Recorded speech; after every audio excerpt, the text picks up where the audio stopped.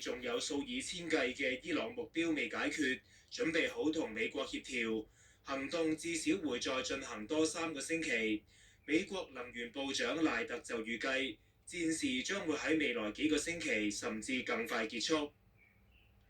美國總統特朗普早前呼籲中國、法國、日本、南韓同英國等派軍艦到能源要道霍爾木茲海峽，確保航行通道安全。至今未獲任何國家承諾參與。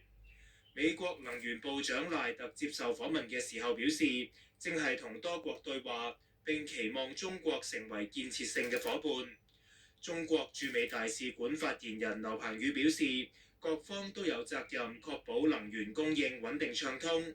中國將會同有關各方加強溝通，以緩和局勢。